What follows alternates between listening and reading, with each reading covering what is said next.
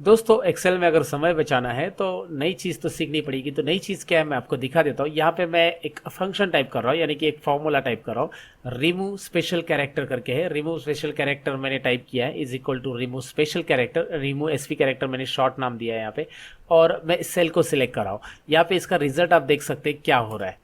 जैसे मैं यहाँ पे एंटर बटन प्रेस कर रहा हूँ आपको दिखाई दे रहा है। यहाँ पे मैं ड्रैग भी करके दिखा देता हूँ कि यहाँ पे जो स्पेशल कैरेक्टर इसके अंदर इन्वॉल्व है, मतलब लेफ्ट साइड के सेल्स में यहाँ पे आप देख सकते हैं स्पेशल कैरेक्टर इन्वॉल्व है, जो कि राइट साइड के सेल्स में नहीं आ रहा है। तो ये आज का इंटरेस्टिंग टॉपिक है जिसमें आपको स्पेशल कैरेक्टर अगर आपके टेक्स्ट में से निकालना है तो कैसे निकालना है आज हम जानेंगे। और ये क्वेरी मुझे पूछी थी राघव मिश्रा, मेरे एक व्यूअर है, उन्होंने कहा था सर मेरे पास डेटा है तो ऐसा कुछ है कि स्पेशल कैरेक्टर हम रिमूव कर सकते हैं। तो जी हाँ बिल्कुल कर सकते हैं। तो मैंने लिखे इसके लिए एक प्रोग्राम, मैंने गूगल पे सर्च किया, वहाँ पे कुछ स्पेशल कैरेक्टर रिमूव करने के प्रोग्राम थे लेकिन मुझे कुछ इतने अच्छे नहीं लगे। तो मैंने बोला यार वीवीए में चलो मैं भी कुछ प्रोग्राम लिख दूँ यहाँ पे। तो मैंने ये प्रोग्राम इन्वेंट किया है। मेरा ये इन्वेंशन आपको कैसा लगता है ये बाद में कमेंट सेक्शन में बताना, लेकिन इसको प्रैक्टिकली पहले सीख लो। ये वीवी की कुछ 5-6 लाइन की छोटी सी कोडिंग है जो आपको समझने में इजी रहेगी, मैं गारंटी देता हूँ, क्योंकि ये इंटरेस्टिंग भी है और इजी भी है। तो चलिए इंतजार की बात का दोस्तों, मैं हूँ सतीश, लर्न मोर चैनल में आप सबका स्वागत करता हूँ। चलिए सीखते हैं ये कोडिंग।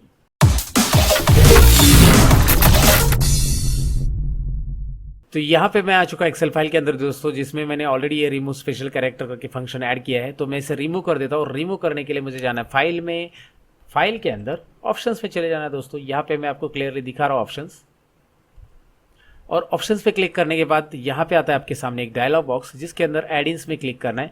मैंने ये एडिंस करके ऐड कर दिया है ताकि मुझे बार बार लिखना ना पड़े रिमूव स्पेशल कैरेक्टर। कोई भी एक्सेल फाइल की मैं ओपन करूँ तो रिमूव के स्पेशल कैरेक्टर ये फंक्शन उसमें ऐड हो जाए, इसके लिए मैंने यहाँ पे उसे एड इन बना दिया है। तो इस एड इन को मैं यहाँ पे कर देता हूँ अनचेक। यहाँ पे दिखाई दे रहा है ऑलरेडी ये चेक है, मैं यहाँ से अनचेक कर देता हूँ और इसे अनचेक करने के बाद मैं यहाँ पे करूँगा इसे ओके। तो चलिए अभी ये रिमूव स्पेशल कैरेक्टर यहाँ पे वर्क नहीं करेगा। अगर आप एंटर करेंगे तो यहाँ पे दिखाई दे रहा है बिकॉज रिमूव स्पेशल कैरेक्टर नाम का कोई फंक्शन अभी मेरे इसमें ऐड नहीं है, यहाँ पे ये वर्क नहीं कर रहा है। तो मुझे इसके लिए अभी करनी पड़ेगी कोडिंग। मेरे इस फाइल में मैं कोडिंग करूंगा और उसको एड इन्स बना दूंगा। तो चलिए मैं आपको दिखा देता हूँ। सबसे पहले करना है अल्ट F11। आगे हम अल्ट F11 करके यहाँ पे, तो अल्ट F11 के अंदर मैं यहाँ पे करूंगा न्यू मॉड्यूल इंसर्ट, जो कि आपको दिखाई दे रहा है मॉड्यूल कहाँ से रहना है। और मॉड्यूल के अंदर हम लोग करेंगे इसकी कोडिंग। तो कोडिंग के लिए पहले स्क्रीन कर देता हूँ जूम दोस्तों। ओके, यहाँ पे आ चुके हैं हम लोग जूम स्क्रीन पे।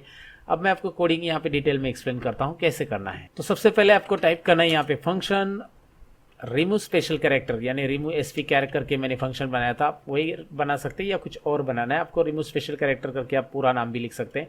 यहाँ पे आप इस तरह से लिख सकते हैं। ज़्यादातर मैं हमेशा आपको बता देता हूँ कि कैमल केस में लिखना अच्छा रहेगा। रिमूव एसपी कैर इस तरह से लिख देते। चलो रिमूव एसपी कैर मैं इस तरह से पूरा नाम देता हूँ।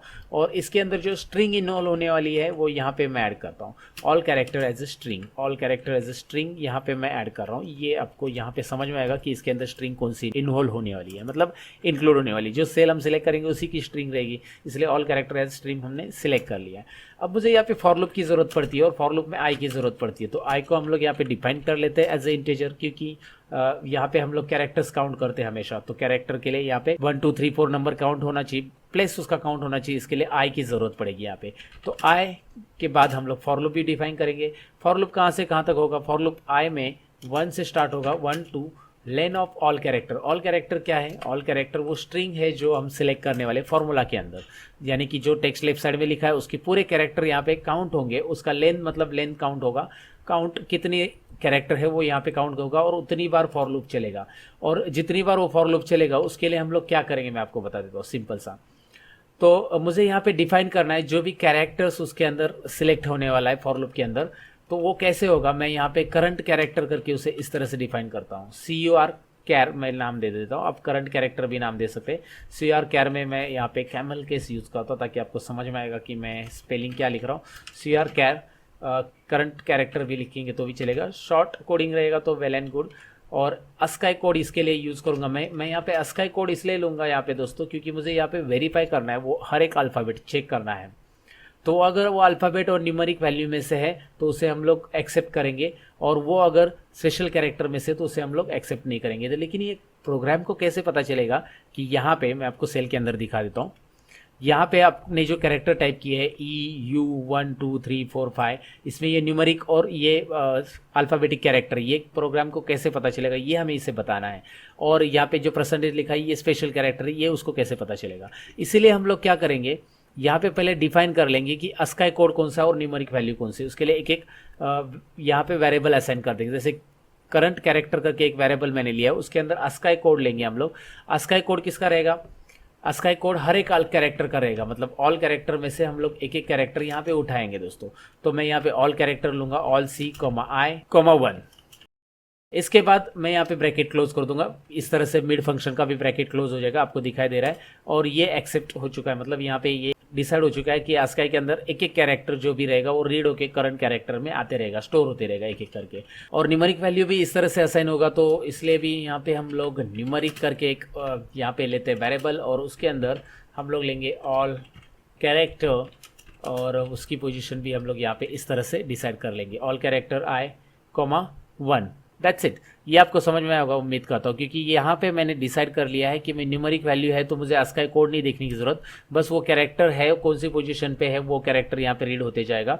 आई मतलब उसकी पोजीशंस रहेगी और रीड होते जाएगा, और वो न्यूमेरिक वैल्यू में स्टोर होते जाएगा। हर बार न्यूमेरिक और करंट कैरेक्टर की वैल्यू यहाँ पे बदलने वाली है। अब मैंने इसको इसलिए डिफाइन कर लिया क्योंकि मैं इसमें इफ कंडीशन देने वाला हूँ, और बार बार इफ कंडीशन के अंदर मैं अस्काई कोड का पूरा प्रोग्राम नहीं लिखना चाहता हूँ। तो मैं इफ कंडीशन कैसे लिखूंगा, यहाँ पे मैंने जो करंट कैरेक्टर डिक्लेयर कर लिया है, तो उसको यहाँ पे करंट कैरेक्टर यहाँ पे हम लोग ग्रेटर देन इक्वल टू 65 लेंगे। अब ये ग्रेटर देन इक्वल टू 65 क्या होता है मैं अभी समझा देता हूँ आपको, पहले लिख देता हूँ। एंड मैं लिखूंगा आगे current character is less than equal to 90। Less than equal to 90 क्या होगा, तो यहाँ पे चलिए यहाँ पे मैं आपको दिखा देता हूँ, ज़रा मैं जूम आउट कर देता हूँ।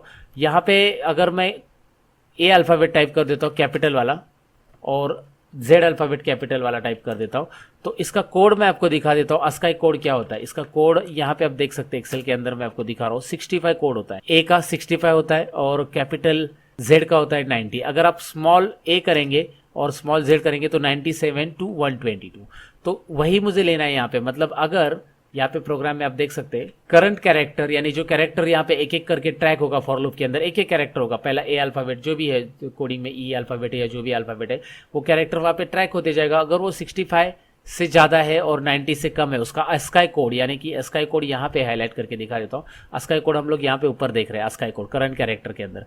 तो अस्काई कोड करंट कैरेक्टर के अंदर स्टोर होते जाएगा, और वो अगर 65 से ज़्यादा यानी कि ए से लेकर जेड अल्फ़ाबेट तक है, तो अगर है तो क्या होगा मैं आपको दिखाता हूँ। लेकिन आगे और भी कोड यहाँ पे बाकी है, और करेंगे हम लोग, क्योंकि इसके साथ साथ हमें ये भी चेक करना है। मैं कर कैरेक्टर वापस लिखूंगा यहाँ पे, current character is greater than equal to 97 and cur character is less than equal to 122। ये 97 to 122 होते हैं A to Z small alphabet. तो ये अल्फ़ाबेट यहाँ पे आएंगे तो भी ये होगा। और करंट कैरेक्टर यहाँ पे कोड आगे बढ़ाएंगे हम लोग, जिसमें हम लोग नंबर भी ट्रैक करेंगे, लेकिन करंट कैरेक्टर का नहीं रहेगा, न्यूमेरिक की वैल्यू रहेगी। तो न्यूमेरिक के लिए जो वेरिएबल वहाँ पे असाइन किया हमने वो यहाँ पे लेंगे, और numeric is greater than equal to 0 and numeric is less than equal to 9।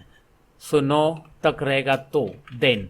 अब ये कोड यहाँ पे बहुत लंबा हो चुका है, लेकिन आप देख सकते हैं, इसको ज़रा अच्छे से देख लो। पहला करंट कैरेक्टर चेक करेंगे हम लोग 65 to 90, जिसमें ए टू जेड कैपिटल अल्फ़ाबेट है। तो फिर अगर ये नहीं है, सपोज ये नहीं है, तो ये चेक करेगा। और बोला है मैंने ये नहीं तो ये, तीनों में से एक कोई भी है, मतलब वो कैरेक्टर जो भी ट्रैक होने वाला है करंट कैरेक्टर के अंदर, वो अगर 97 से 122 है, मतलब स्मॉल ए टू जेड है, या फिर न्यूमेरिक वैल्यू है, तो तीनों में से कोई भी एक है, तो होगा क्या, तो यहाँ पे हमारा न्यू नेम जनरेट होगा। तो इसलिए न्यू नेम हम लोग यहाँ पे जो भी न्यू टेक्स्ट होगा, न्यू नेम कुछ भी असाइन कर सकते हैं। ये मैंने असाइन कर दिया, और न्यू नेम इस तरह से जनरेट होगा, new name is equal to new name plus जो न्यू नेम जनरेट होगा वो उस कैरेक्टर को ऐड करते जाएगा, अगर वो कैरेक्टर इसके बीच में है तो वो कैरेक्टर के लिए हमने जो लिखा है वो ऑल कैरेक्टर I,1। ये यहाँ पे याद रखना है कि वो हर एक कैरेक्टर यहाँ पे ज्वाइन होते जाएगा और न्यू नेम के अंदर ऐड होते जाएगा।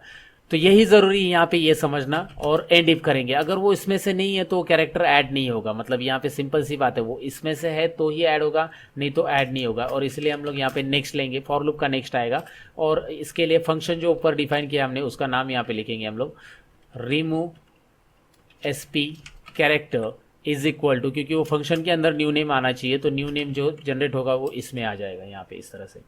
तो फाइनली एंड फंक्शन। अभी इसे ज़रा एक्सप्लेन करता हूँ मैं दोबारा। हर एक कैरेक्टर यहाँ पे जब रीड होगा, एक एक कैरेक्टर रीड होगा, यहाँ पे आई लेन टू ऑल कैरेक्टर, तो ऑल कैरेक्टर की लेंथ जितनी भी है, सपोज 10 लेंथ है, मैं आपको यहाँ पे दिखा देता हूँ। ये कैरेक्टर की लेंथ जहाँ पे ई यू ये सब टोटल कैरेक्टर कितने हैं, 10 12 है, तो 12 कैरेक्टर सपोज है, तो एक एक कैरेक्टर पहले डिटेक्ट होगा। एक नंबर की पोजीशन का कैरेक्टर ई है, फिर यू है, 1 2 है, 3 है, 4 है, 5, वो अगर इसमें है कंडीशन में, मतलब ए टू जेड कैपिटल में है, ए टू जेड स्मॉल में है, या 0 to 9 न्यूमरिक में है, तो ही ये न्यू नेम के अंदर ऐड होते जाएगा। और न्यू नेम के अंदर ऐड कैसे होगा, मतलब पहले ई ऐड हो गया तो ई के आगे यू ऐड होगा। ये वैसे भी मैंने पुराने एक प्रोग्राम में क्लियर किया है, अगर आपने वो प्रोग्राम देखा होगा तो उम्मीद का तो आपको ये समझ में आएगा क्लियरली। नहीं देखा हो तो इस वीडियो के आई बटन पे उसका लिंक डाल देता हूँ।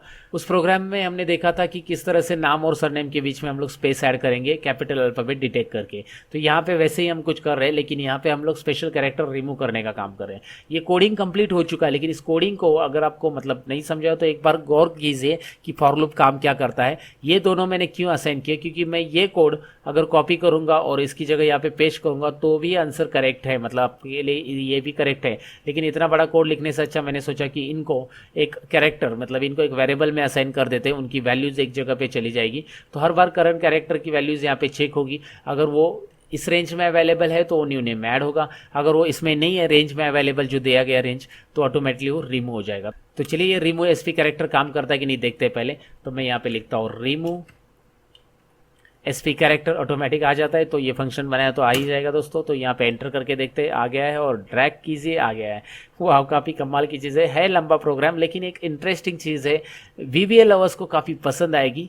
थोड़ा सा एक यूनिक प्रोग्राम मैंने इसके लिए किया। मैंने गूगल पे देखा, इसके प्रोग्राम्स अवेलेबल है यूट्यूब पे, तो आई डोंट नो यूट्यूब पे वीडियो है नहीं है, लेकिन मैं आपको बताऊं कि गूगल के ऊपर जो कॉम्प्लिकेटेड दिया है उसको समझना बहुत मुश्किल हो जाता है। लेकिन ये प्रोग्राम मैंने खुद यहाँ पे इन्वेंट किया है। मैंने देखा कि इस तरह से करेंगे तो भी रिजल्ट मिल जाता है।